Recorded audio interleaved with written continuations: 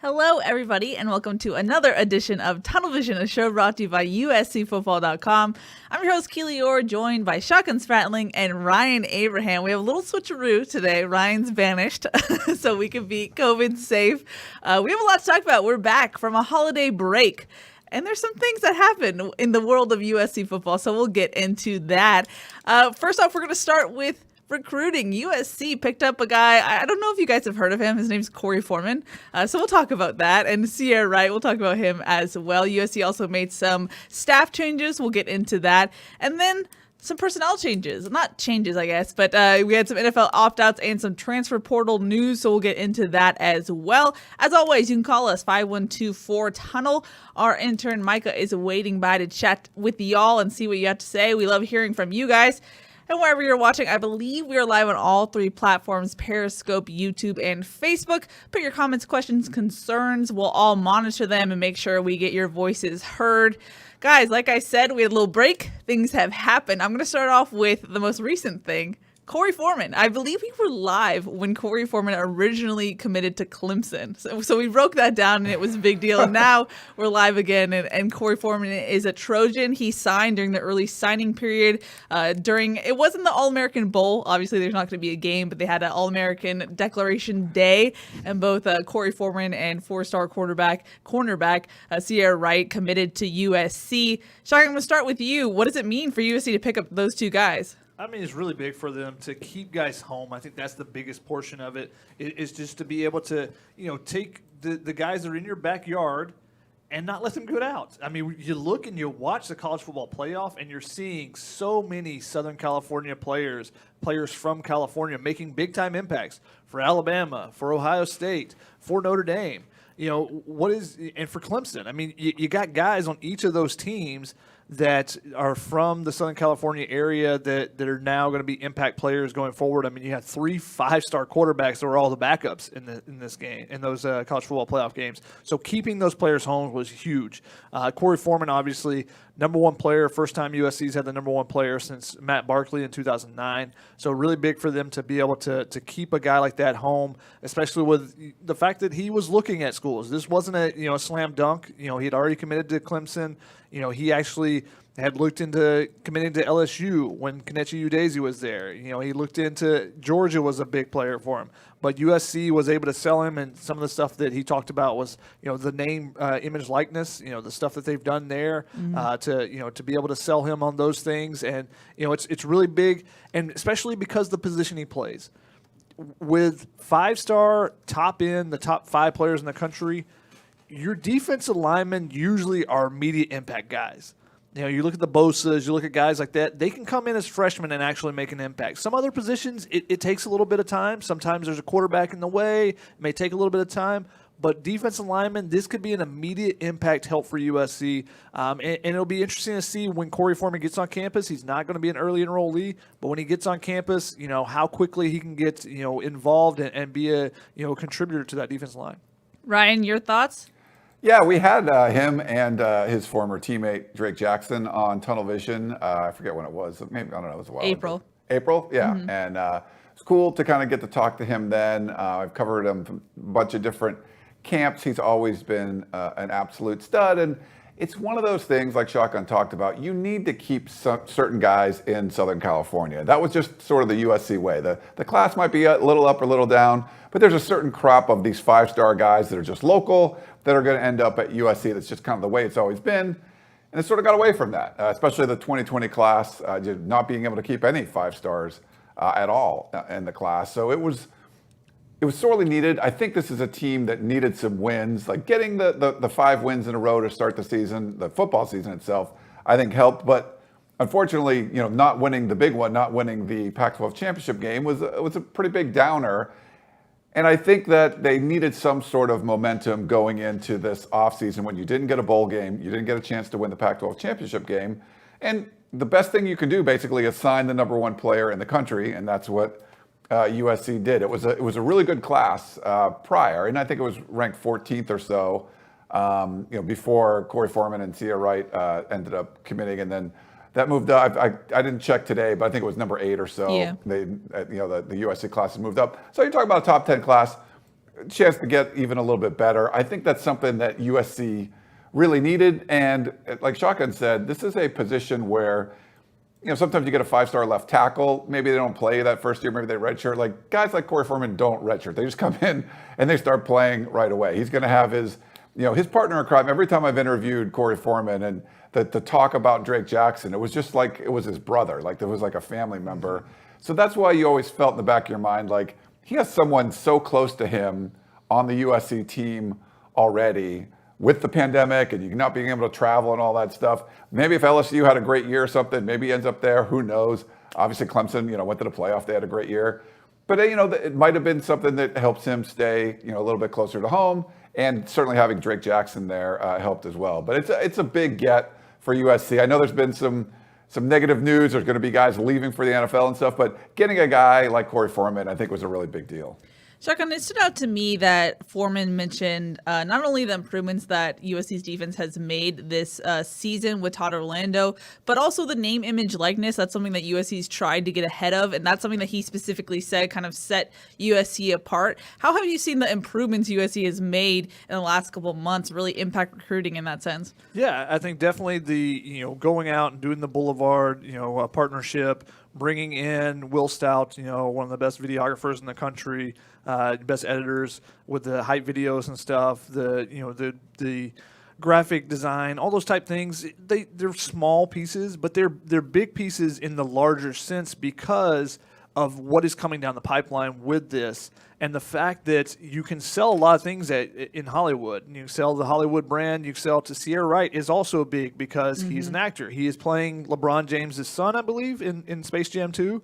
So he wanted to, that was something that was a consideration in his decision as well. So to be able to sell those things and the fact that he can continue multiple careers and building their own brand is really big to kids right now. You have so much social media action and interaction and stuff with the players now, with recruiting going on, that I think it's big to add those pieces. And they're auxiliary pieces. You got to be able to coach players on the practice field much more than, build them a hype video.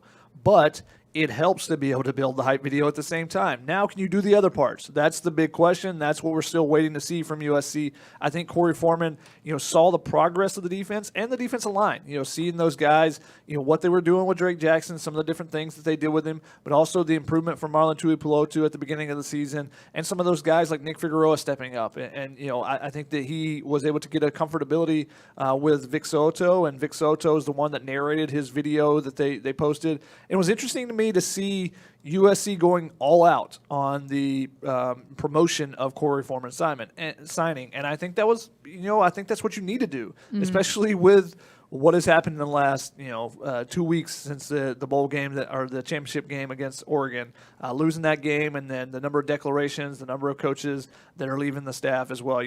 With the number of things that were going, they were kind of negative for USC. You need to push as much positivity as they can, and that's what they did over this weekend.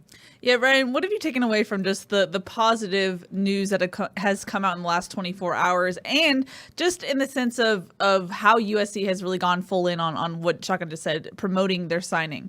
Yeah, I think you needed it, obviously, and we've seen such a better job from USC's video department and just the social media team, like putting stuff out there. You're seeing an effort that's coordinated from all of the coaches and congratulating each other on all the different signings and things like that.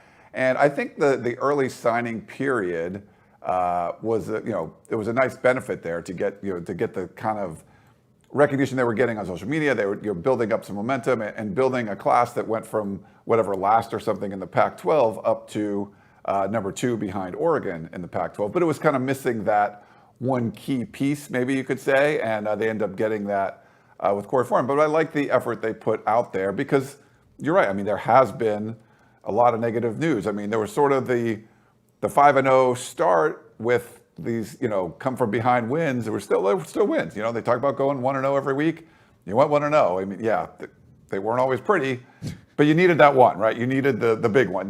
To put the cherry on top of everything was win the Pac-12 championship. Losing that one and then not going to a bowl was just sort of like a couple of body blows for USC fans. Are just like, they needed some good news and they weren't able to get it there. So you got some good news with the early signing period for sure, but then going forward with this, the January 2nd dates after the holidays, I think that was a big one, getting those two guys. And you had to try to promote that, Keely, because, you didn't, losing a couple assistant coaches, is that really, going to be a huge fix for all this other stuff? But, at least that's something you can tout. You signed the number one player in the country. If you're a USC fan that's just, chicken little, like, the sky's falling, like, well, they did sign the number one player in the country, so it can't be all that bad. It's not that it's great, but it's, things are still, you can still fix things if you're able to bring in the number one player in the country. I think that's what USC is trying to put out there now. Yeah, I was really close from like having a decree on Twitter that was like, no one can complain in my mentions for 24 hours. You signed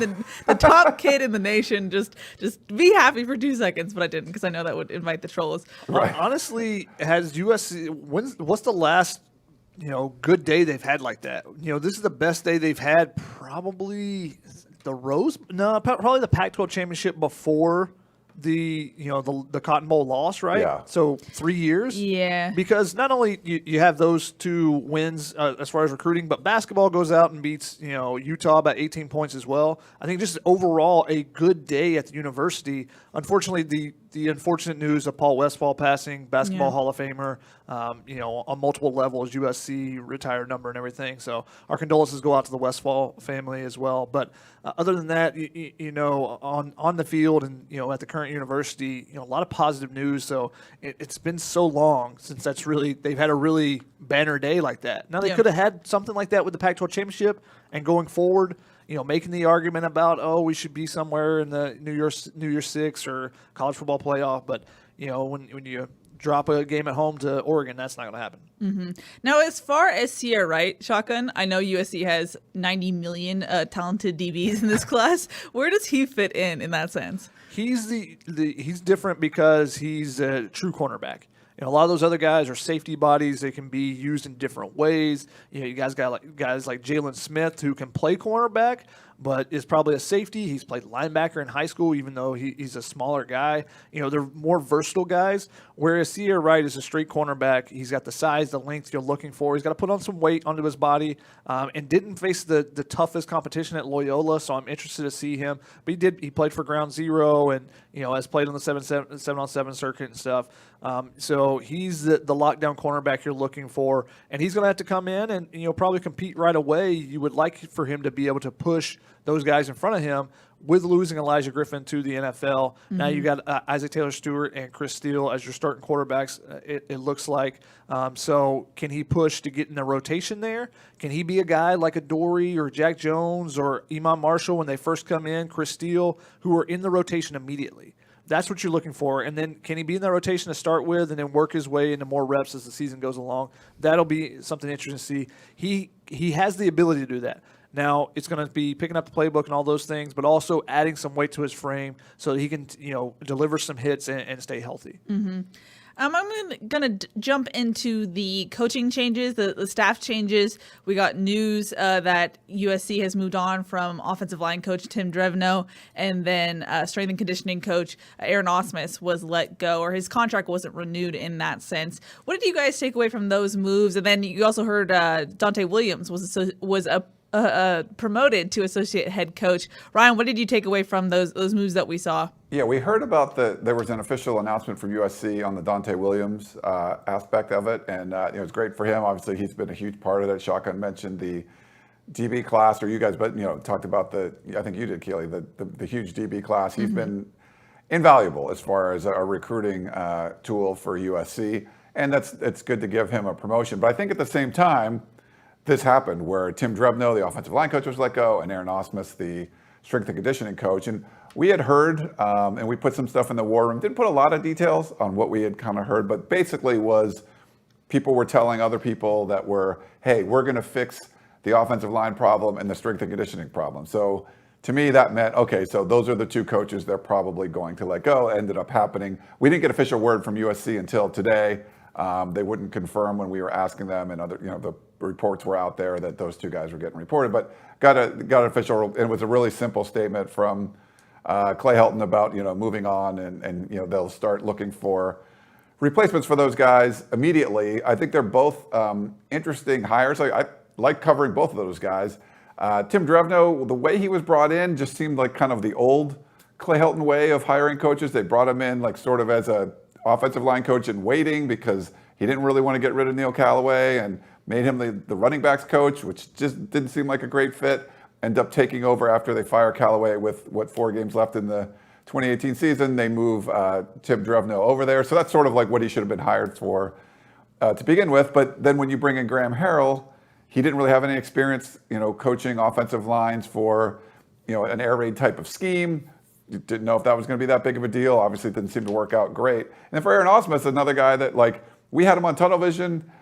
I'm no strength and conditioning expert, but you have him here, and it was really I thought it was refreshing the way he was talking about strength and conditioning. Certainly a challenge to try to get guys ready during a pandemic when you're not going to have all the equipment that you normally have, and you're setting up 120 individual programs for all these different players that doing it at their home. Some people have a home gym like Amon-Ra St. Brown, and some people got to do push-ups or push their car around, whatever you were trying to do. But it was an interesting hire too, because he was not a strength and conditioning coach in college. He used to be. He was at USC before, but he was working in the private industry. And I mean, I don't know. I didn't look at the team and say they're all soft and slow and weak or anything. So I'm no expert on that. Is this really, are you going to make a whole lot of? Is this going to make a big deal on the team? The term that keeps coming up is rearranging the deck chairs on the Titanic. It's one of those things where the culture is coming from the top, and changing your OL coach and changing your strength and conditioning coach, I don't know, maybe it'll have some sort of impact there, but it seems to me like you need to do something bigger, and really USC is just not willing to do that right now. But I hate it when anyone loses a job. I like both those guys. Yeah. I don't think I'm an expert on the offensive line or strength and conditioning, but the hires were weird to begin with. They were a little off, and they were only 2 years ago. So you're talking about 2 years ago, these problems were fixed, and now you got to fix them again. So that's why I don't put a lot of faith in, now things are going to get a lot better because you're getting rid of these two coaches. Yeah. Shotgun, what was your take about the news? I mean, it's how many times is going to be the assistant coaches that are at fault? I mean, how many times can you rearrange again and not change anything above that? It comes down to a culture issue to me. You haven't established the culture that you need to be able to win championships. You're close, says Clay Helton. Close to what? That's the big question. I mean, are you close to a Pac-12 championship? What does that mean? Look, Oregon just won a Pac-12 championship. They just got blown out by Iowa State. Now, Iowa State had a really good year. Iowa State's a really good team this year, but listen to the name of it. They got blown out by Iowa State. Come on, and that's the Pac-12 championship? That's what you're really striving for? And again, this goes back to what we've talked about ad nauseum about what does the administration really want from the football program, and what are they willing to invest to get that?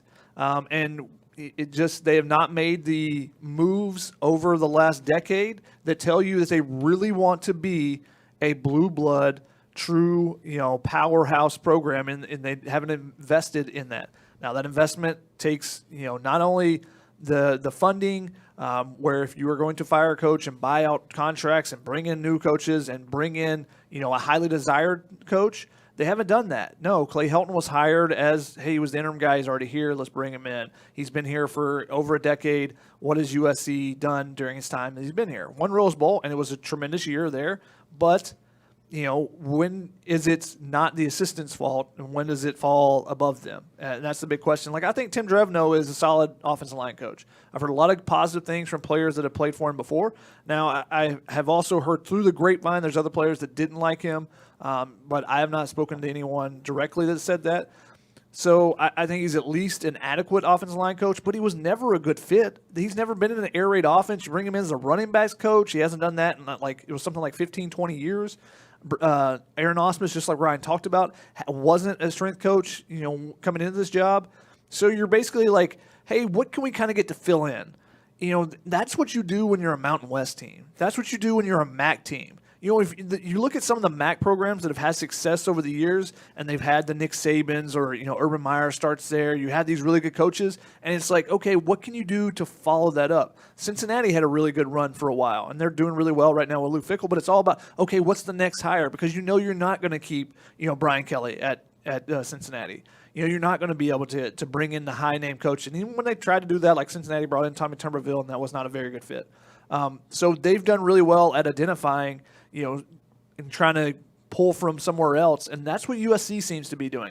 Now, I'll give them credit for what they've done the last year. I thought the hires were good. I think Orlando is a solid defense coordinator, even if he was being fired by Texas, and the fact that they had gone after Dave Aranda and really had made a push there. I think that they've addressed things and gone after some big targets. But when is it, when have you rearranged the deck chairs enough, before the Titanic completely sinks? Now, okay, I completely understand this, but we came into this whole season saying, hey guys, we know USC is not going to want to fire Helton given the pandemic and everything. And I feel like people have kind of forgotten that. Do you feel like that's, Ryan? Because I feel like the P kind of just forgot that we had warned, hey, this is what it looks like. This is what USC, the higher-ups have kind of given the signal that Clay Helton is at least going to stay on for another year, right? Right. I mean, we were preaching that. I think we talked about this on the show. We talked about on the Peristyle, on USCfootball.com, and the war rooms. Like, hey, I think I wrote a column or something like, hey, everyone, don't expect a head coaching change to happen this year. And if you remember back in 2018 when USC goes 5-7, I mean, the assumption was that USC was going to, obviously, you have to fire Clay Helton. I think we all thought that. We were like, most of us were like, I mean, there's no way. Did we know that Lynn Swann just got fleeced by Jimmy Sexton and signed him to a 5-year extension a few months earlier than that? We didn't know that.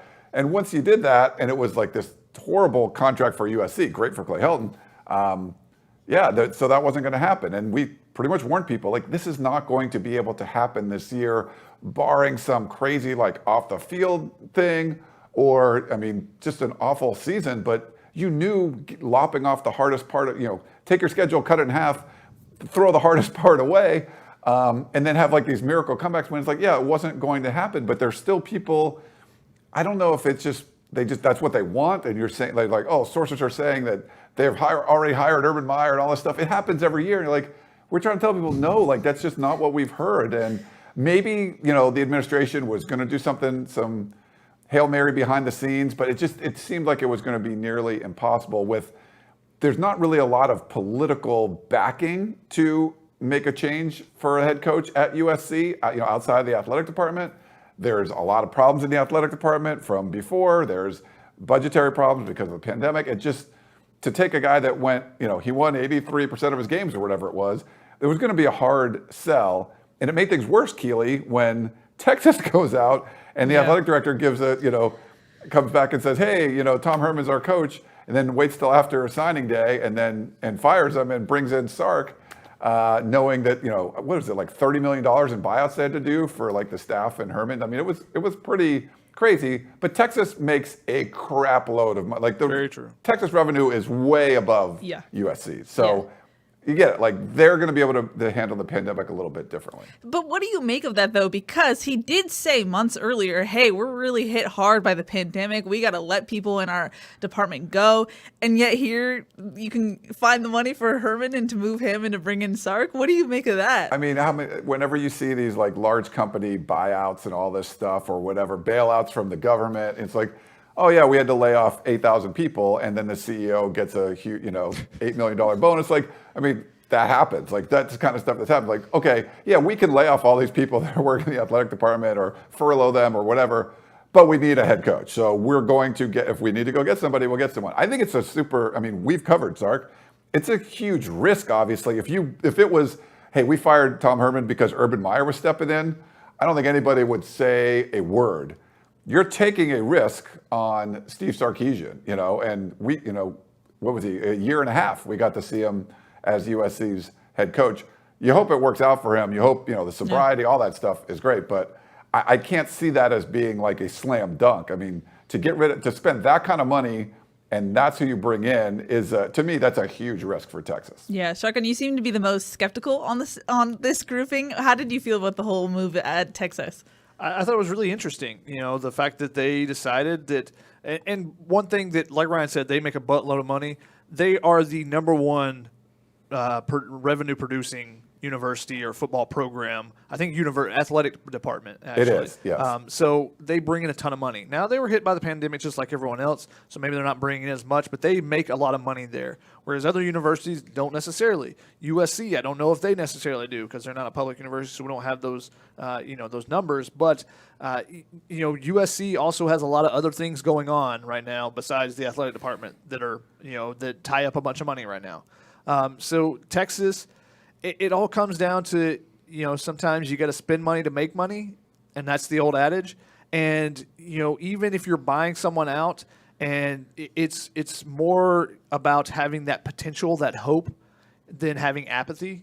And that what comes with donations too. You think where you come out of the pandemic, people start doing a little bit better. Then, hey, donations start going up. Well, we want a team that's got some hope, and we're excited about this guy that's coming in, rather than Herman's going to be back again, and are we going to be a 3 or 4 loss team again? And do I then want to donate? I think that factors into that decision that they made. But it's really interesting that Sark's career path, going from USC to being on that staff at Alabama, being the OC at the Falcons, and being fired after a year and a half, and back to Alabama, and now he ends up at Texas. And, good for him, and wish him the best of luck. Lane Kiffin doing really well as well. Ed O coming off a national championship. So USC's former head coaches are doing pretty well right now. But USC, are they headed in the right direction? And that's the big question. I think that there's pieces there, but are all those pieces going to, line up finally? And that's what we've been wondering. Maybe when you get a new offensive line coach, and if it's a really good hire, and the strength coach, the same thing, maybe we're finally to where they should have been 3 years ago. When you talk about, Notre Dame, they did this and they overhauled their entire staff. Well, now you might actually get there. Just it took you 3 years to do it instead of doing it in one fell swoop. You're like, I'll just piecemeal it now, and I'll piecemeal it then, and we'll add some coaches here. And you still got a couple of coaches where you go, is that a top-end guy at that position? They're on the staff now. So you're kind of piecemealing it now. Is someone else going to be at fault if you don't, if you're not competing for a national championship next year? That's what makes it difficult, because you've talked about in the past of how we want to be like this. When Helton first got here, it was Stanford. They wanted to be like Stanford. We want to run the ball, be a physical team. Never mind. We saw what these other teams can do. Now we want to be like them. Oh, we saw what Notre Dame could do, overhauling their staff. We want to be like them. But when are you going to be like USC? That's the big question to me. Now, to play devil's advocate to the narrative, if USC goes out and finds another quote-unquote Dante Williams to add to the staff, how much can that actually change things than what we were kind of saying, arranging the decks on the Titanic ship, Yeah, the deck chairs. Yeah, thank you. Thank you. Ship, you can picture the ship going down. You're like, I think that chair goes better over there. Yeah, it doesn't really matter. Because Dante made a difference, at least in recruiting. We talking about Korey Foreman if they don't get him, Right. No, I think that's a big deal. And if you look at where USC's been recruiting on the offensive line, brought in numbers in the 2020 class, none of them were highly ranked, right? You didn't have any of those guys. This cycle, USC did get the best offensive tackle in the state of California, but he was like 3rd or 4th in the region, where Oregon gets the top couple of guys from the region. He's also a guy that's played football for 2.5 years. He's not going to come in. Mason Murphy's not going to come in and immediately be an impact player. I think he has great potential down the line. I've said that about some of the players that were in that 6-man class. There's great potential. There's not immediate impact players. There's no Penei Sewell. There's no even Kingsley Suamataia. I think was more of an impact player. A Jackson Carman, guys they missed on. There's not those immediate impact guys, and you might need those. We still don't know exactly where the offensive line is going to be. Elijah Vera Tucker has announced he's going to the NFL. Who's going to play left tackle? You don't have a true left tackle still on the roster. There's a lot of question marks there. Yep. So, yes, someone could come in and can recruit really well at the offensive line position. But, you're also trying to – it's easier to recruit if you're Dante Williams with defensive backs because there's a lot of defensive backs on the West Coast. Yeah. There's receivers. There's DBs. There's occasionally a Korey Foreman. But how many – guys are stepping in or immediate, impact offensive linemen. It's pretty rare in the West Coast. So you got to close on those guys. We'll see how USC does, with the next cycle or two. But what are they going to do next year? Because there's no one out there now. If you can find a transfer in a portal, that's probably your best bet. That's what you got to hope for right now. I think they're going to do that. And just to kind of finish the point. Yeah, you got sniped by shotgun okay. there. It's fine. But you're right. I mean, if you're Dante Williams and you can bring in 4 or 5 of the best defensive backs on the West Coast. First of all, there's a lot of them to go around. And it's sort of like you're nimble with this is a speedboat, right? You're moving it quickly. You can get a bunch of guys in and some of them can start right away. You can fix cornerback and safety recruiting pretty quickly. For offensive line, it's more like now you're moving that cruise ship, right? You're trying to turn. Are there a lot of options on the West Coast? And has Oregon been getting them the last several years? Yeah, that's hard to fix, but also if you get a great one, he still might not help you for a couple years down the line. So the fact that you need an offensive tackle, left tackle coming in this cycle, you're probably going to have to go to the transfer portal to get it if it's not one of those young guys that are already in there. I do, like the original question, I think you can have sort of a Dante Williams effect, but it's not going to be as immediate as a Dante Williams is. It's going to be, if this is what he was going to do to fix the offensive line, then when you brought in Graham Harrell, you should have brought in an ace recruiting, offensive line coach that's run the air raid before and can show these guys, hey, here's what we're going to do. Here's how we incorporate the run game, all that kind of stuff. I feel like you're fixing a problem a couple years too late, and it's going to probably take a cycle or two for it to be fixed. So is this going to be the same staff by then? It's hard to say. But Dante Williams was a quick fix. I think the offensive line is going to be a little bit more involved to fix. Mm-hmm. The one thing, though, with the offensive line is can they be taught better at the offense you're trying to run? And I think that is definitely a possibility. So, that's the thing with the air raid. You see a couple. You see the Andre Dillard, I think it was, from Washington State. You see a couple of air raid guys that are, first-round draft picks, but it's not usually the case. It's usually just tall, lanky guys, and they fit the system really well. Can you coach them up in this system better? I don't think Tim Drevno was a great fit for that ever. We talked about that several times about you need an offensive line coach that knows the air raid, and that's one of the things I asked Drevno about during the offseason. Just what have you learned, from Graham Harrell and those guys, going forward, being a year in the system now. And that's the thing. He was still learning because this is not a system that he had run. So I think if you have someone who has multiple years experience in an air raid system, then you can make a big improvement there potentially. There is still talented players on the team. Let's not, it's not like USC suddenly swap places with Arizona's offensive line or something. Whatever, Wyoming's offensive line, sure. Whatever you want. But there's some talented players on there, but can you coach them up? And that's been the big question. Yeah. You haven't seen that in the last couple of, offensive line coaches. Yeah. I'm going to get into player news, and then we'll jump into calls. I think we have a full queue, so sorry about that. Thanks to everyone waiting on us. So first off, let's start with guys who decided to enter the 2021 NFL Draft. Elijah Vera-Tucker, that was expected. Talanoa Hufanga. Elijah Griffin on New Year's. Clock struck midnight, and he announced his news. Marlon Tuipulotu and then Amon-Ra St. Brown. What do you guys take away from that? Was anyone surprising on that list? I mean, to me, real quick, just Elijah Griffin was a little surprising for that. I think all the rest of the guys, Marlon made himself a lot of money. We know Elijah Vera-Tucker made himself a lot of money. Amon-Ra St. Brown came in and, you knew he was a stud. Talanoa Hufanga is the Pac-12 Defensive Player of the Year. 4 interceptions in a row, 4 straight games. I think those guys are like, yeah, okay, we've went through this crazy pandemic year. We did we balled out. We did whatever we could. We were stars of this team, and we're ready to move on. Elijah Griffin's not going to have 8 interceptions over his career to show the NFL, what's going on. But he's got talent. He's got skills. We'll see. I think he could probably do pretty well at the combine. And, if it doesn't work out in the NFL for him, it doesn't work out. I mean, I think he's going to be fine. He's got the entertainment stuff too, right? So I think he'll be all right. It was a little surprising, but for the rest of the guys, it wasn't too surprising for me. Shate?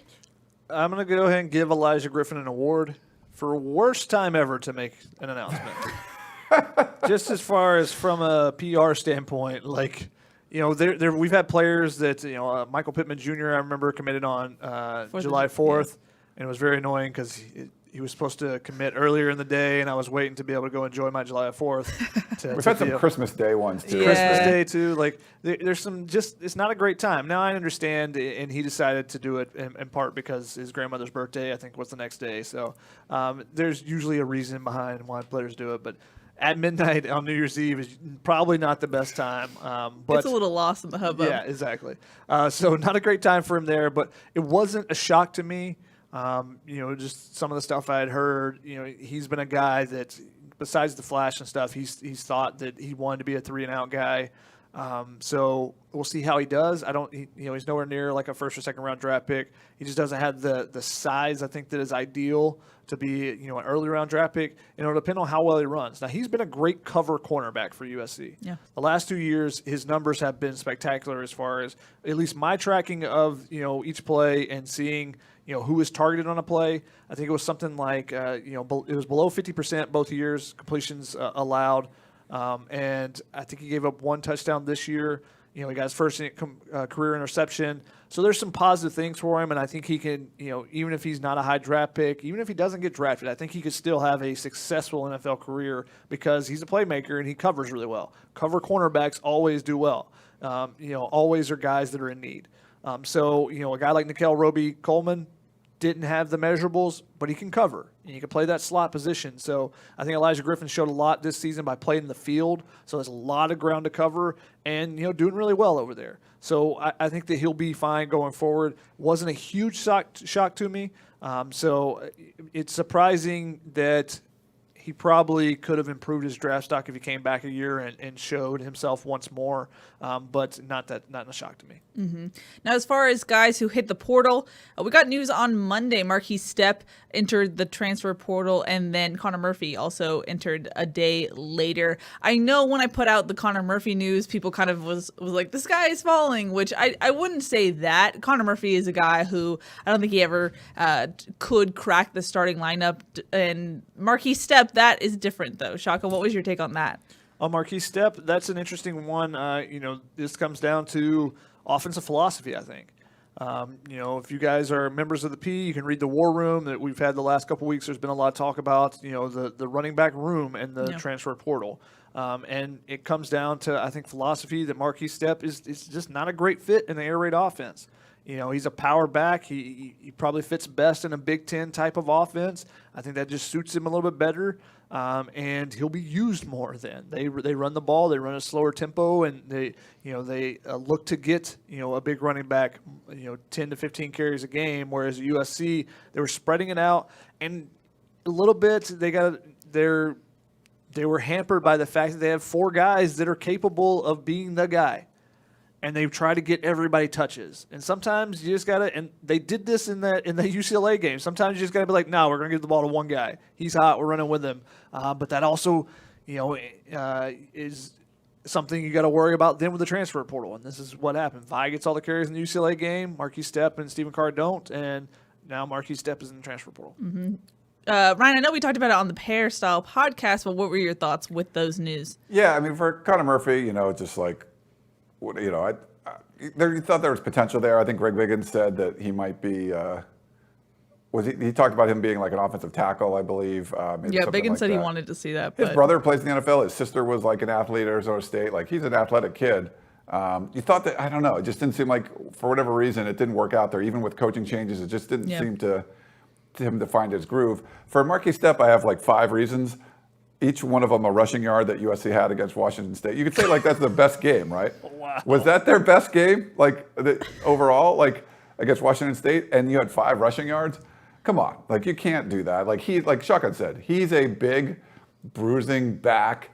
When we talked to Mike Jinks early on, they're like, yeah, dude, I've never had a running back like this.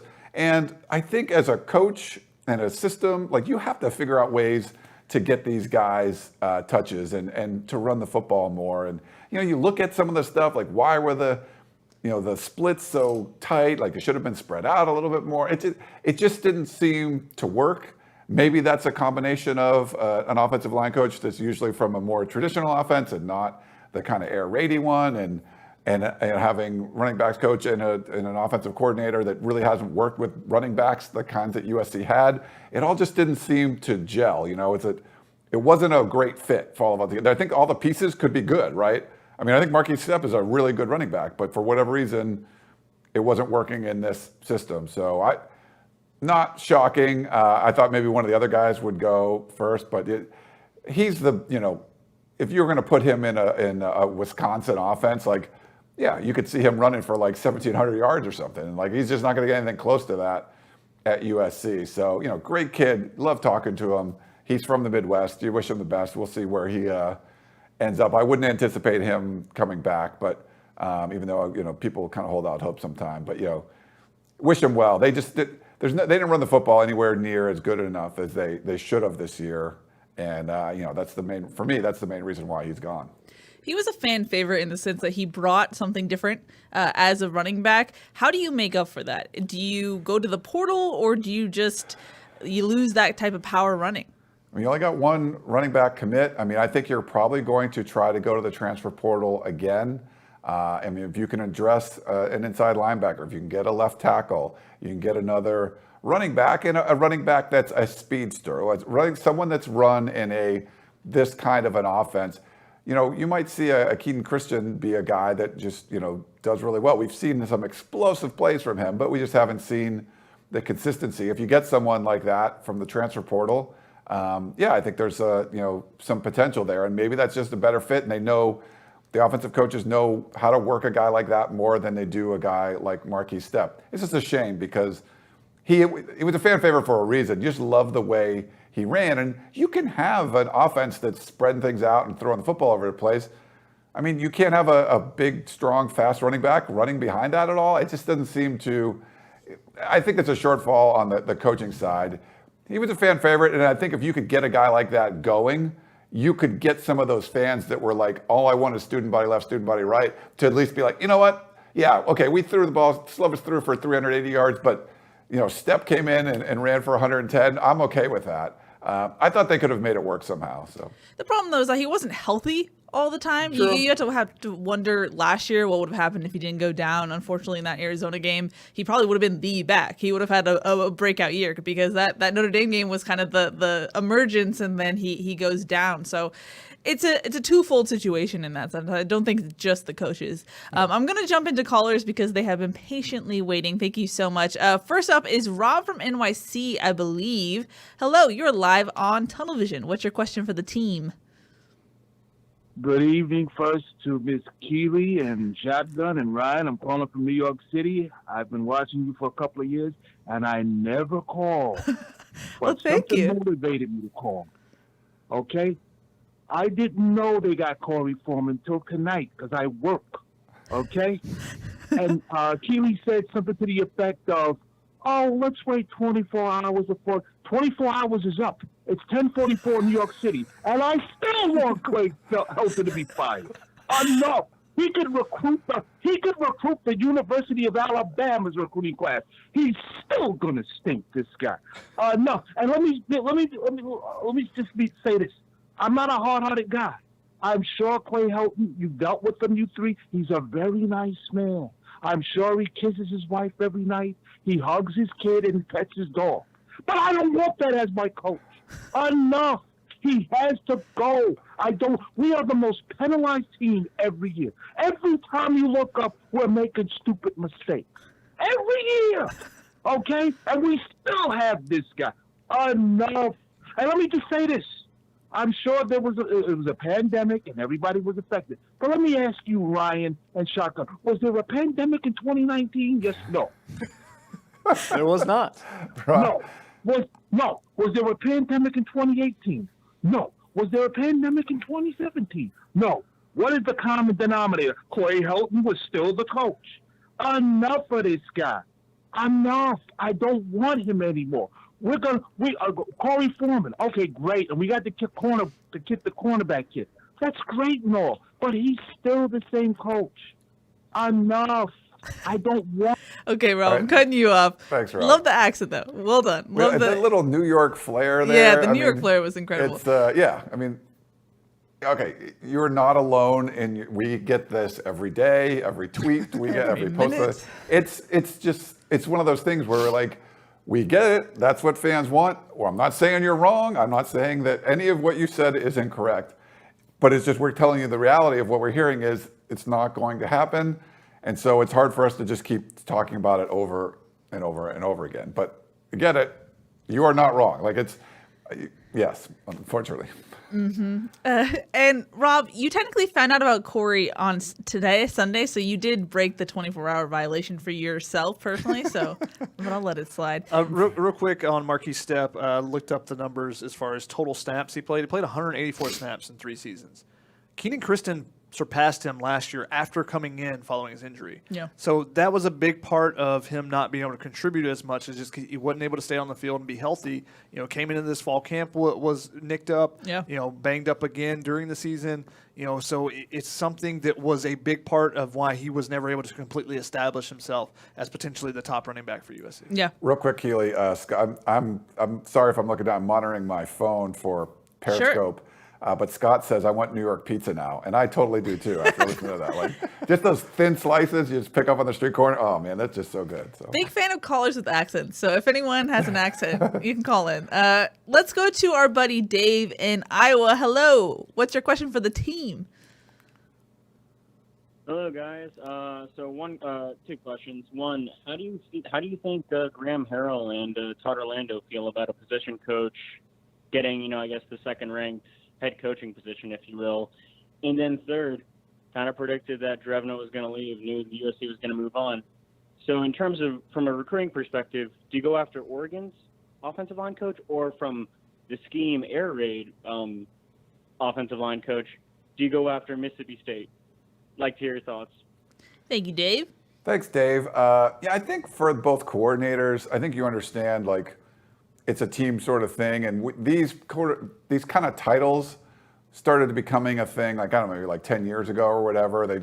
You needed to promote people, but you were like, well, you're not going to make that guy the coordinator, so you kind of give them these other titles. So I don't think the coordinators would have any kind of issue with that. As far as, I haven't really sat down and started breaking down where you want to go, but I think you do want to get someone that has air raid experience if you're going to bring in a new offensive line coach. I don't think you bring in a name that USC fans are going to throw out names that they know, because that's just what happens all the time, and that's what they're used to. That's what USC just hires people that you've already seen before, like kind of retreads. I think you have to go out and get somebody that's been in an air raid system before. And I haven't even looked at the guy at Mississippi State yet, but someone that worked for Mike Leach would probably make a lot of sense. I mean, you hired 2 offensive coordinators that were quarterbacks for Mike Leach. Getting one of his offensive line coaches from some point that was good probably would be a good move too. Yeah, Clay from, Dave Rice on YouTube said Clay McGuire as the new offensive line coach. He's the offensive line coach at Texas State, was Washington State's O-line coach for 6 years with a total of 10 years on Mike Leach's staffs, and he also played for Leach at Texas Tech. That could be a guy, I haven't really studied the offensive line. I think you do have to go out and find a scheme fit. So I think this is going to be a hire more on Harrell than it is on Helton. And you got to find someone that's going to bring that philosophy, kind of bring that fire that you're seeing on the defensive side. Someone needs to bring that to the offensive line. And you need to have them be able to do that while being a scheme fit at the same time. So I think that's the big thing there. As far as the title and Dante Williams be the associate head coach, it doesn't matter at all. It literally matters none. His duties won't change because of it. It's not like he's suddenly like, okay, now you have to. You're doing a certain game plan thing. No, it's just where if you work for CBS, who owns 24/7, if you work for them, your title might change from manager to director or something, and you have the same responsibilities. It's just a lot of times it comes with a pay bump. And because Dante Williams did so well in recruiting, he probably got a pay bump with that title to keep him around and, to keep other schools from trying to come and, try to steal him away type of thing. So if you look at maybe go back and look through T. Martin's, titles from when he was at, Kentucky to when, where he's at now at Tennessee. The title changed several times at USC, but he remained, he was still working with the wide receivers. And then, he did get the bump to offense coordinator. That's the only time there's a real bump. the associate head coach or run game coordinator, unless the head coach is very specific about, all right, you focus on the run game, you focus on the pass game, usually that's just something to give them a little bit more of a pay bump. And just real quick, you notice the kind of hiring practices around Clay Helton changed a little over a year ago. I think, with Mike Bowen and Brandon Sosna, you're going to see, shrewder negotiations and going after people that are, good at their jobs. I think that was one of the things. Yeah, that seems to be the difference. Rather than a familiar name. Yeah. Right. Yes. Mm-hmm. All right, let's jump into questions. It's already almost the top of the hour, so sorry about that, guys. We're going to get into your questions, we promise. First off, on YouTube, Jackie says, what other recruits other than Rajon Davis is USC still in play for? I mean, the biggest name out there is JT Tuimoloau from Seattle and Eastside Catholic. Yeah. Defensive tackle, just a super jumbo athlete. He is tremendous. He's a basketball player, can throw down dunks and stuff. Watched him in 7-on-7 at playing tight end and just dominating games. He is the number one recruit, I think, in our 24/7 rankings, whereas Korey Foreman was the number one in the 24/7 sports composite, which includes the other competitors out there, bringing together. So he is a difference maker, and he can play inside while, you have Trey Jackson and Korey Foreman on the outside. That would be something special. And that's the thing is, like, if you can have an elite defensive line, it changes so much that you can do as a defense coordinator. You look at some of those Ohio State defensive lines in the past with the Bosa brothers. Look at the Cotton Bowl, how they were rotating. There's like 8 guys that are on NFL rosters now. They were all making big time plays. And that's the problem for USC because they're competing with Ohio State. They're probably the front runner still, that's who USC is going to try to beat out for him. But Rajon Davis is the other big name there, obviously the linebacker from Mater Dei. USC much more in the driver's seat with that one than JT, but JT is still definitely someone on the radar. Mm-hmm. I have 2 questions. One I'm going to ask first so you can think about it, Shotgun. Hugh on Facebook said, Shotgun, can you share any stat that you're proud of? I don't know why you would be proud of it. That shows significant improvement over the last 3 years on USC's team. Discipline certainly can't be one of them. So you can go and think about that. Well, I ask a different question. Andrew on YouTube says, does SC's defensive scheme have the ability to shut people out? Ryan? I mean, you're not seeing a lot of shutouts in college football around, but this is, I think it's a scheme that, things go right. Yeah, I mean, they can put pressure on the quarterback. They can do it in a way that, you're not necessarily always going to be giving up, some 3rd and long situations and you can get guys off the field. You could force turnovers. So, yeah, I mean, I think with Todd Orlando and the new defensive coaches, we saw the defense kind of get better later in the year. I think there's a lot of potential, I think, for this defense and this scheme.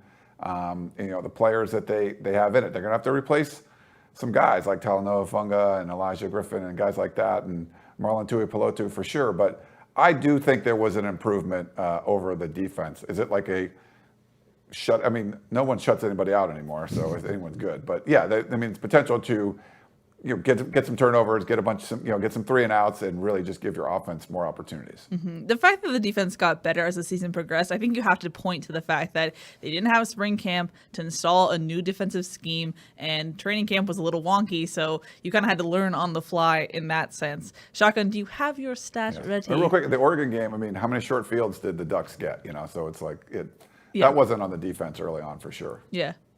I don't necessarily have a stat. My first thought was yards per play, but USC was not very good this year.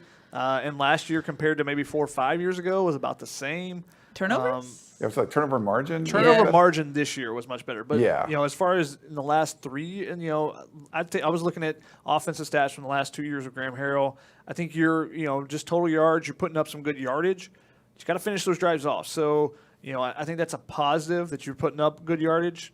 Can you then finish them off? That's probably, you would look at that as a little bit of a negative, your red zone efficiency as far as it. But, that's the first thing that came to mind. But, turnover margin this year was terrific. And, that's because Todd Orlando had a really good back end of the defense. The secondary was really good, so he could put them in one-on-one matchups with Chris Steele, with Elijah Griffin, with Isaiah Polamau over the top, and feel confident to be able to, to bring blitzes from all over the place and cause confusion and cause havoc. And that's when you get guys, throwing the ball straight to someone or throwing it up into no man's land, and Talanoa Hufanga comes down with interceptions, those type of things. And when you have elite playmakers like Talanoa Hufanga making elite plays, that's going to happen too. Yeah. I think the point of the question was, Keely, this team isn't getting better. Can you give us a metric that it is? And I think, point taken. We get it. Sure. I just wanted to see if Shadi could come up with anything in his bag of tricks. Romer on YouTube says, why would any running back want to play for USC? I mean, there's all the Heisman trophies probably is a good reason. I mean, it's USC still. And this, I'm cutting you off, Ron. Sorry. Sure, this is something that I asked Gerard on the Recruiting Blast podcast. Plug if you want to listen to that. Basically, I was asking him, if Korey Foreman's coming to USC, if Ceyair Wright's coming to USC, obviously recruits are seeing something different in this coaching staff than maybe the fans are seeing. What can you speak to as far as what recruits are seeing, as far as the attractiveness of USC? Yeah, so there's fans that just, like our great caller from New York, they just hate Clay Helton. They don't care what's going on. They're like, because I hate him, everyone else must hate him. And it's still USC. There's a lot of draw to coming to USC. If you love your position coach, or you wouldn't like your position coach that much. If you love the head coach, or you don't like him that much, or you're okay with him, or whatever. It's just one of those things where there's still good reasons to come to USC. We get that you think that no one should ever want to go to USC because you just hate Clay Helton that much, but that's not the way everyone thinks about it. If you picked a school, if you're going to school for your degree, you met some professors, you liked them, you didn't like them. You're like, well, I still want to get my degree from there. There's a lot of factors in between picking a school. So you have to put your own personal hatred for Clay Helton to the side and say there's a lot of reasons to go to USC outside of who the head coach is. And sometimes the head coach is a reason some of these kids they like Clay Helton. He's good in their living rooms. He's a good closer. So they don't look at it the same way as you do. They're not living and dying by every win as a lot of the fans are. Mm-hmm. Shadi, do you have anything to add to that? I think the easiest answer is ego. If you're a elite recruit, you're a 4 or 5 star guy, you think you're the difference maker. You will change things. And you say, those other guys, I'm better than them, so I'll come in and suddenly we'll be able to run the ball. I think that's a big part of any recruiting is saying you're going to be the guy. You're going to be the guy. We just need you. We just need you, and you'll be the difference maker. And a lot of kids will believe that. Sure. USC has a top 10 class. Yes, 2020 was terrible. That was a bad class. I think everything went wrong. It was horrendous. It was horrendous. And then whatever we say, there's no changing. It was an awful class, the worst we've ever seen or will ever see, most likely. But this was a pretty good class. You're not going to, if you want to get the elite classes again that Pete Carroll would do in his sleep, you have to have a much better overall effort. But USC on its own, you can still have the potential to have a top 6, 7, 8 class like they have right now. Even if you have a weird year and things aren't going well and the coach is on the hot seat and all that stuff, you can still get good classes, and you saw it this year. Mm-hmm. Mark has a question on YouTube that I actually was thinking about earlier today. He says, as things stand right now, do you anticipate there being spring ball this year? It is very bad in LA County right now. It's very bad. Yeah. And I don't know. I mean, Lakers aren't having fans yet. It's one of those things where, yeah, I'm not sure. I know that there is some hesitation on spring sports in general. It doesn't seem very positive on that outlook right now, and we've seen how strict LA County has been with things just because of where the county itself stands, and it is not good right now. So USC is loaded up on the spring sports. 20 of the sports are playing in the spring, right? All except football are playing in the spring. Are they going to be able to? I mean, we've seen some stoppages for college basketball and all that kind of stuff, or whatever, teams pausing, switching games. You've had teams that have stopped playing, like Duke's women's basketball team just said, hey, we're not playing the rest of the year. You're done, yeah. So, I mean, I think the good thing about spring football is you can kind of delay it. You can say, well, we'll try it late April or something, or May. Maybe you do a really late spring football. I don't know. But I think you can kind of wait and see at this point. I think the players are just happy to kind of be out of their little bubbles and stuff. They're not too worried about it, but I think you're going to have to, there's going to be a lot of data points between now and then if you do have one, having it a little later. It seems that things got better, in the summerish time, when things got warmer, if there's more vaccine and stuff going on. So, maybe it's better by then. But yeah, right now, you can't have it. Mm-hmm. I was talking with a coach in Georgia on my way in, and we were discussing spring ball and the difference in schedules. And we were talking about how Coastal Carolina was able to get all their practices in, that type. How you can move the schedule around, you can be flexible with it. And I think the NCAA will allow schools, I think, especially if things are still bad as far as the virus, that they'll open the window up for when you can practice a little bit more. I think that they would have that flexibility. So, maybe instead of everyone doing it in February through April, maybe they open it up and, you go into May or even June, maybe you can, have something where it's an early summer type thing. So that might make it more plausible. For USC, they really need a spring ball. One, because you need to get this new offensive line coach in, whoever it is, come in and be able to put the pieces together.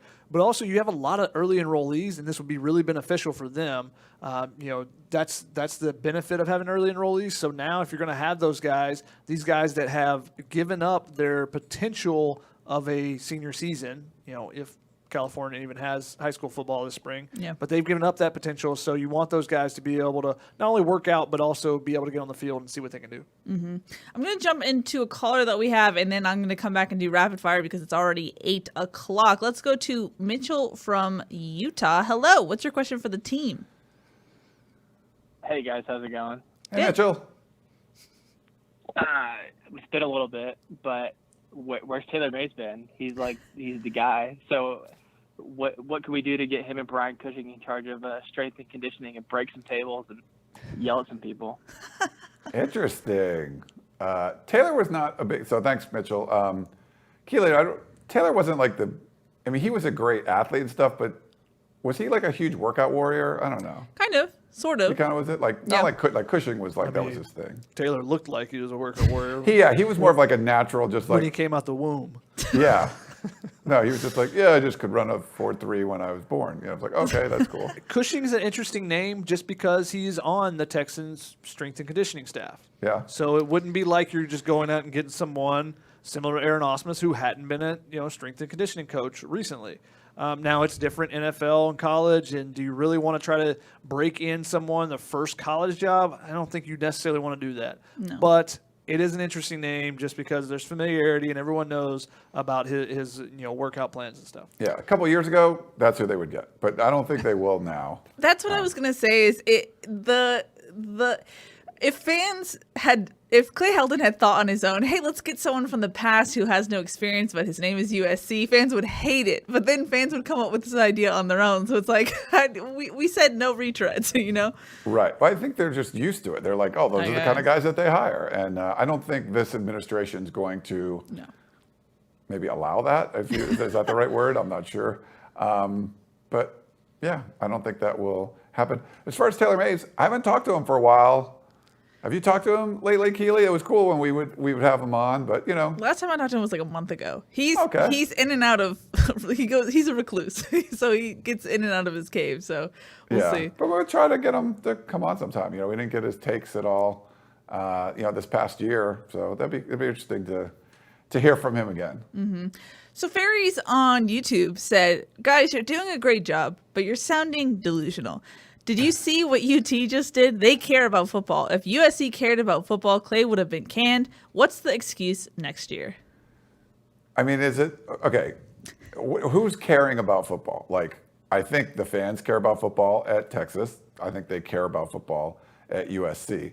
I think football is a higher priority in the University of Texas than it is at the University of Southern California right now. And I mean, part of it is you have a president that's come in that's trying to fix a lot of problems across the university, from medical school stuff to all the scandals going on. And there were scandals in the athletic department that don't look good. And I don't feel like, my personal opinion, that Carol Folt doesn't really. She would rather see things run smoothly in the athletic department and maybe win some games, as opposed to go all out and hire whoever you want and make any changes you want. And if you get a scandal, that's fine, as long as you're winning. I don't think that's coming from the office of the president right now. And I think it's just a higher priority at Texas. I think the athletic department really wants to win, and I feel like the athletic department at Texas really wants to win. But like Shotgun said, we said earlier, that's the highest grossing revenue. I mean, they make more money than any athletic program in the country, certainly a lot more than USC. So it was going to be, what kind of look is it if you go through and spend over $20 million during a pandemic to replace your head coach? You did it at Texas. There's criticism about people doing that, but there's also a lot of support. I think there wouldn't be the same kind of support doing that at USC, and that's what you would have to do. And then that's not even including going out and hiring someone. So if you're say who cares more, I mean, there's people at USC that cares just as much as people at Texas, but not everybody.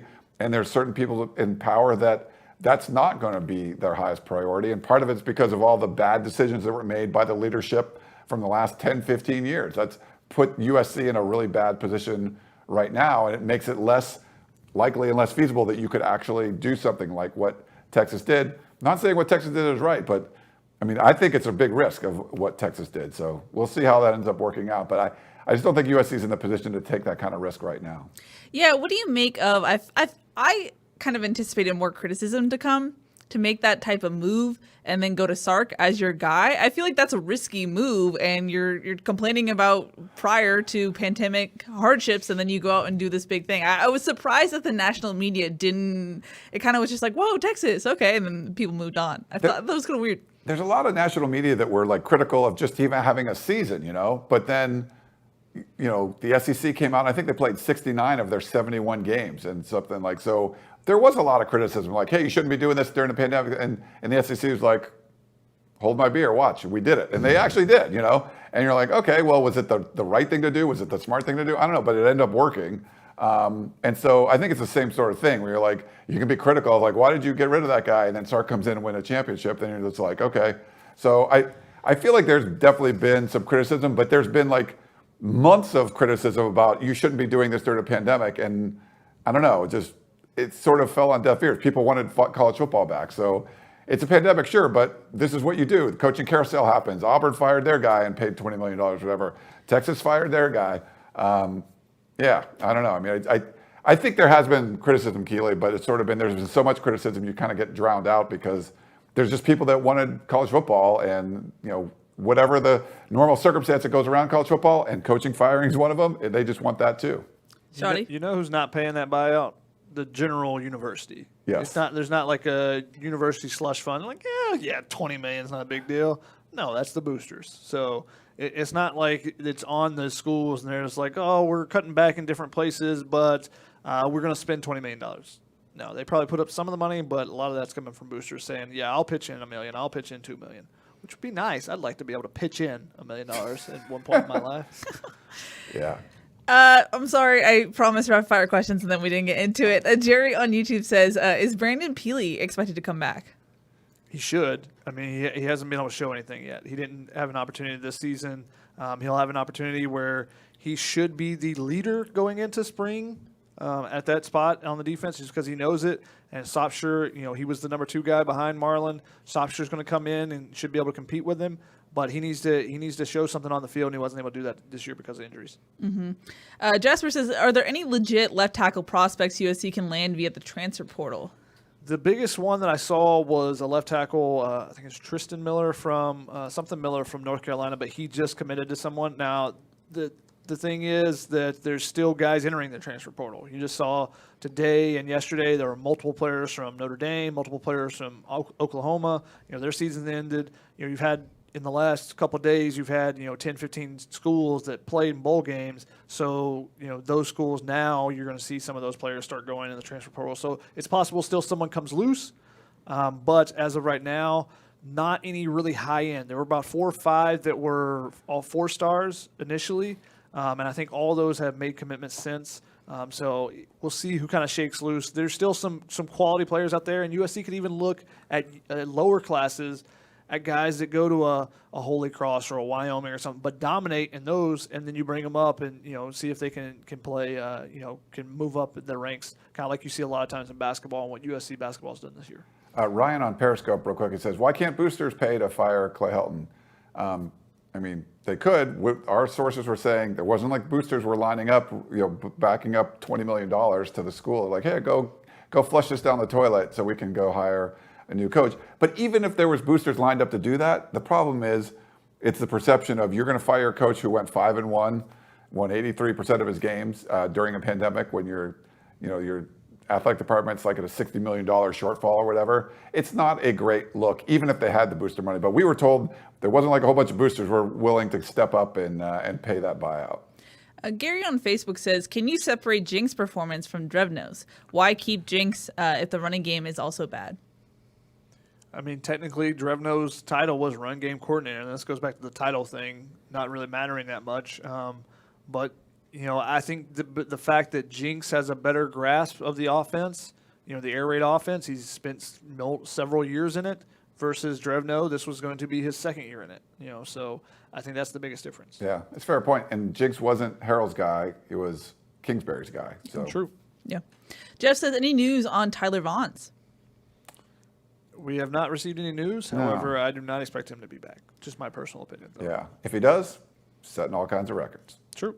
Very true. And we will welcome that because he's a fun guy to cover. Yeah.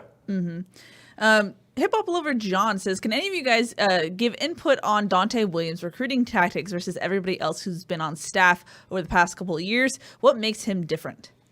It all comes down to personality. The best recruiters is personality and, I guess, commitment to effort. To recruiting. Yeah, effort. Effort's a big part. The fact that you're willing to – I remember talking to Kenichi Udeze about this and, him learning, how to become a good recruiter. And it was, being able to tell your wife or tell your kids, like, I've got to go, I've got to take this call right now. And that commitment. And that's something that's very stressful on college coaches in the long run. But being able to always be available basically for players and be able to talk about stuff that's not football. It always comes, you hear this all the time. We're able to talk about so much more. We don't even really talk about football anymore because a lot of these kids get recruited for 3 or 4 years. So what do you talk about in 4 years? Are you still trying to break down like exactly what you're going to show, what you want them to do in the defense? No. It's talking about, being relatable, and that's a guy that you want to, it's also being able to see their film from high school and say, hey, you should probably do this, here's some tips type of thing.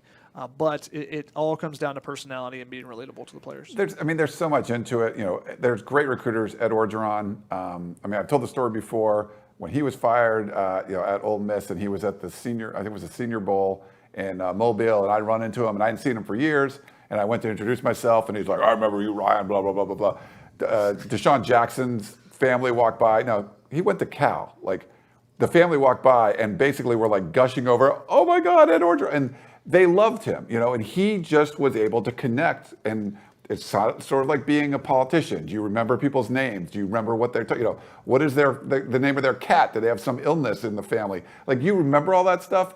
It makes you feel good when people are talking to you, but the personality is a big part of it. And you can have that friend that everybody likes, and there's one person that doesn't like him. That happens too. But Dante Williams has this personality where he's going to relate to most of the people he's going to be interacting with out there. And he puts in the work, and there's a lot of effort. We've seen some coaches that were on USC staff that weren't doing that. You can't schedule on your calendar, like, I'm going to recruit on Thursday from 3 to 5. Like, no, it's like all the time. You got to be on. If the guy texts you or sends you a DM or whatever it is, you got to be on top of it. So a lot of it's effort, a lot of it's your personality.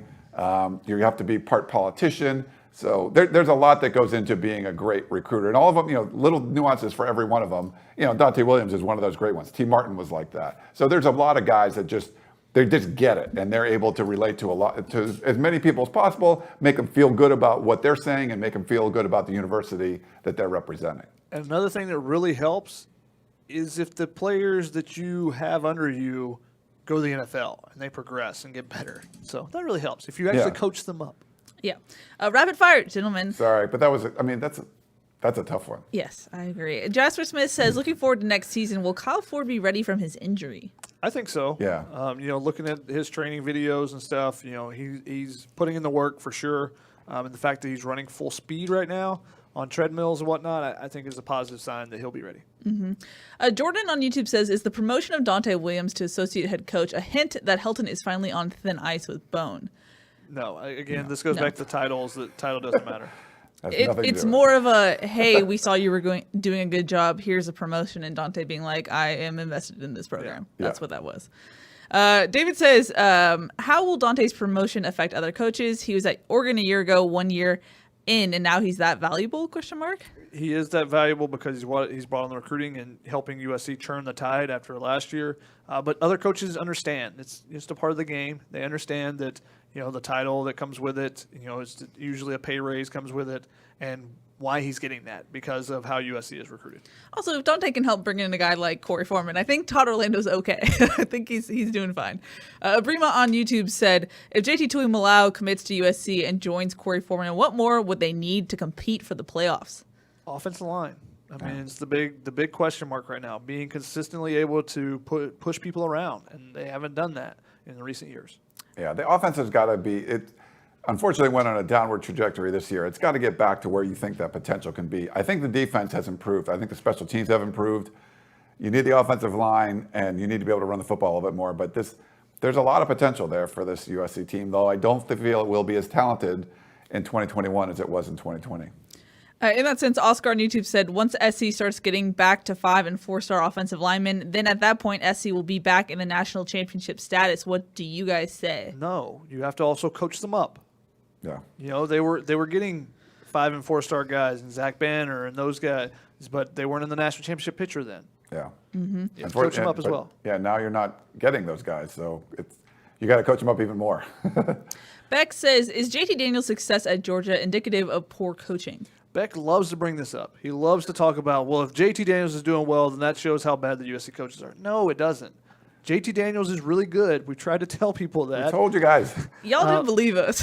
And it wasn't, it just wasn't a good situation for him. It was ideal for him to go somewhere else. And congratulations to him for leading his team back and winning the Peach Bowl, I think they were in, and winning that game against Cincinnati. I mean, it's great to see him doing well there, but it's not indicative of the coaches. It's not like the coaches pushed him out. It's not like the coaches said, hey, JT, we're benching you. No, JT got hurt. Another guy stepped in, and he was really, really good. It's indicative of the terrible offensive scheme USC ran in 2018 when JT Daniels was there as a true freshman. Yes. If he played in 2019 when Slovis did, he would have been good throughout the year too. So, And it's not like they ever had a competition. It's not like Keaton beat him out. Yep. No. Santiago says, where do you see the Pac-12 in 5 years?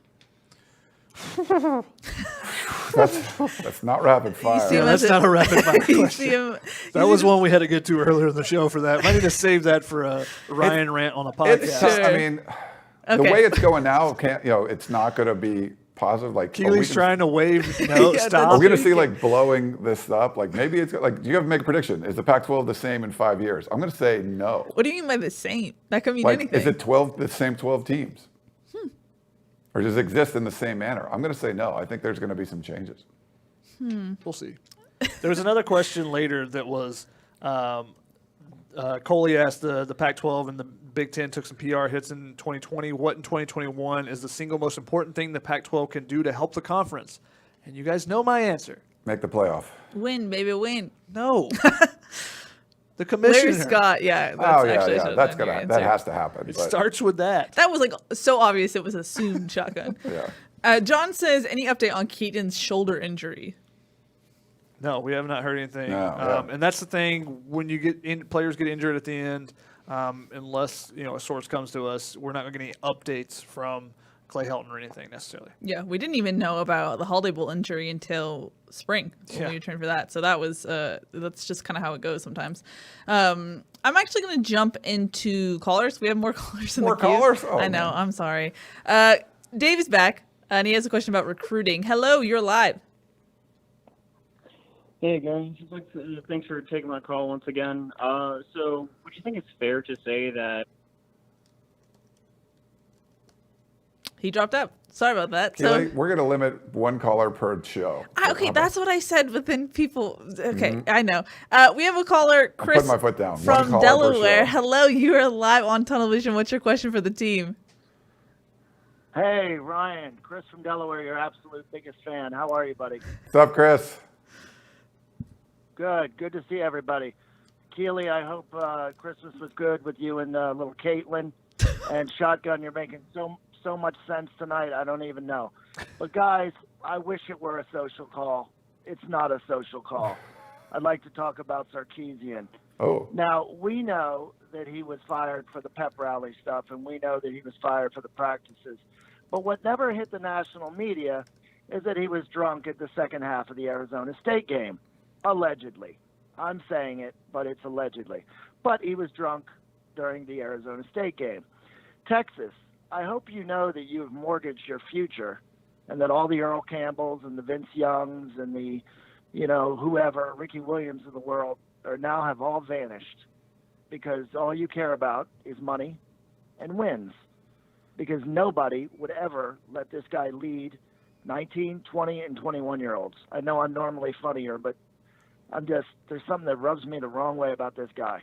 All right, I love you all, and I hope you guys have a great night. Bye. Thanks, Chris. Yeah, we got the serious tone from Chris. I mean, never want to joke about, obviously people's sobriety. There was major issues. We had heard so many stories about Sark here at USC. We heard a lot of them came out about what was going on up at Washington beforehand, and that put even more criticism towards Pat Hayden. Like there was, this was not a one-off thing. And Nick Saban has done a lot of great things in college football. Won crap loads of games, championships, might win another one here in a week or so. He's rehabilitated a ton of coaches, and giving Steve Sarkisian that opportunity after the NFL won. And he won the Broyles Award. You're talking about the top assistant coach in the country. Steve Sarkisian won it this year. So you hope that he's going to be able to lead these young men. But you're right. It's different than if you're like becoming an NFL head coach. These are, 18 to 22-year-olds. So you hope Texas did their due diligence and found out exactly what they needed to find out. Because you are putting, you're putting him in charge of all these parents of their kids. He's like the second father for a lot of these guys. So, yeah, I do think it's a risk anyway. But hopefully, any of those demons are pushed aside, and he's able to kind of go forward and lead those young men. Mm-hmm. I'm going to jump back into questions, and then we'll wrap this thing up. D. Diego on YouTube says, "Would USC have fared better than Colorado against Texas?" I think so. Probably, yeah.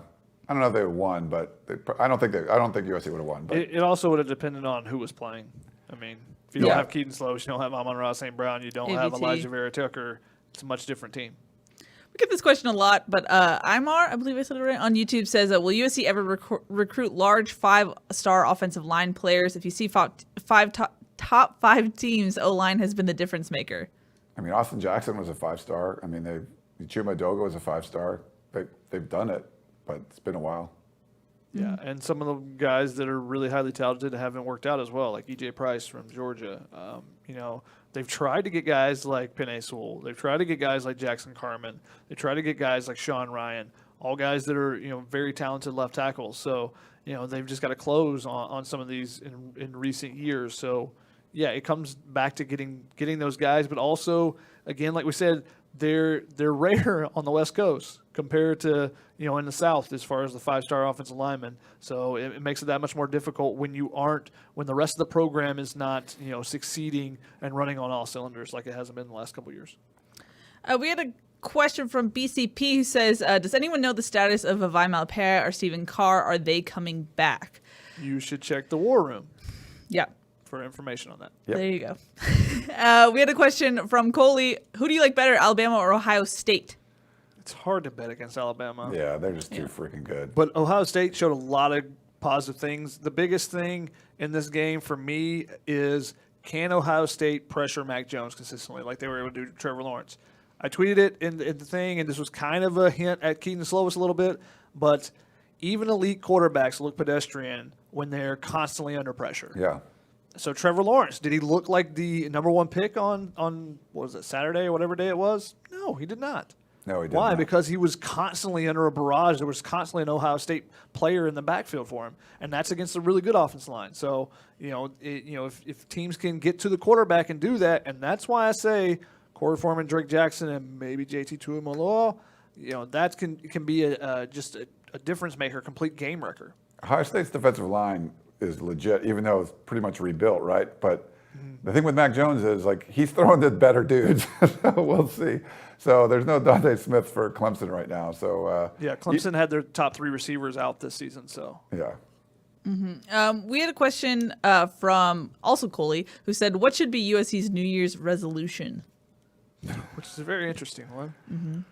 I think you got to commit to running the football and be good at that. Like, Ceyair Wright is fine. You're going to throw the football, but be physical in practice, run the football, and show that you can do that every week. That, it's not just about throwing the football. Be physical. That's what your resolution should be. Yeah, I think Ryan hit on it. It's physicality.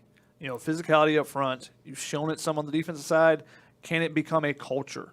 Not can it become hey, you did good in this game with your physicality, but can it become a constant? Similar to that, playing to your potential. We see flashes, but can USC do that? Can we see that consistently? I don't think we have so far. And they'll need to do that this year because their potential is not going to be as high as it was this season. You lose a lot of talent, especially on the defensive side of the ball. Mm-hmm. Alexis says, is Amon-Ra St. Brown the best USC receiver since Robert Woods? I'm going to go with Marquise Lee just because he won the Biletnikoff. Yeah, Lee was better, I think. At least as a college receiver. I mean, he might be the best one we've seen, right? And if he hasn't been injured the entire time in his NFL career, maybe he's putting up much bigger numbers as well. Yeah. Alrighty, Shotgun, is there any pressing question you want to ask? Otherwise, I'm going to wrap this thing up. Ryan, for you, while Shotgun is looking for that, what are you expecting next for USC going forward?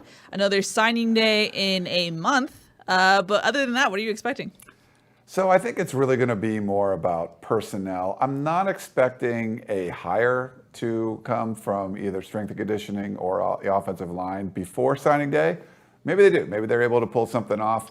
But I feel like they're going to be looking, and I feel like they're going to try to get somebody from the outside that's good. Timing-wise, though, it might not happen in the next month or so. I feel like it's going to be more about the personnel. Or is anyone else going to opt out, like a Tyler Vaughn's or wherever? Is there going to be other guys entering the transfer portal? If you see another running back go to the transfer portal, what is Clay Helton and the coach going to do to try to recruit them to come back? Or do they certainly go out and try to get a running back from the transfer portal? So I think you're going to see some additions and subtractions probably in the next 3-4 weeks leading up until signing day. And then sort of after that, my guess is that's when you're kind of see the coaching staff start to fill out a little bit. Shotty? What was the question? What do you expect from USC going forward? The biggest question for me going forward is, like Ryan talked about with the opt-outs, is a guy like Isaiah Polamau.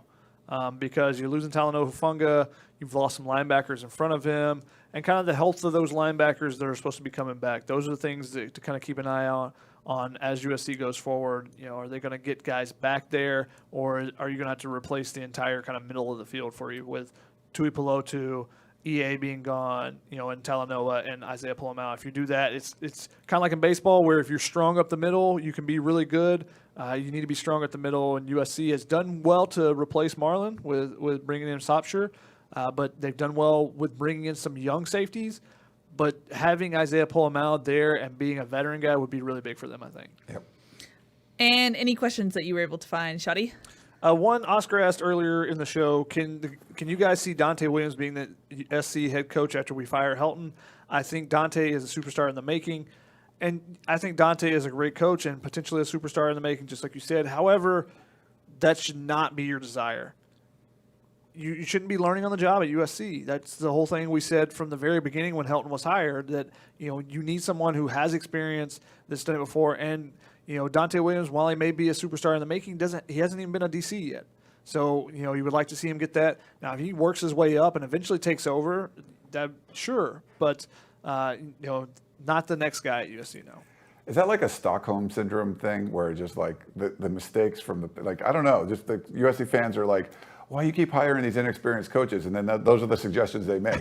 They're clinging on to whatever tightrope they see. It's not completely that, because there's always the Urban Meyer talk too. So they're asking for the home run hire too, but maybe they're just being realistic about what USC has done. There's a lot of times where whenever these coaching searches come up, or the fake ones or whatever, like when Clay Helton wasn't fired, they're like, you feel like they're coming up with these things like, you need an out-of-the-box hire. Like, that's all USC has done is done out of the box. Get an in-the-box hire. Get someone that's actually good at their job. So when there's an opening.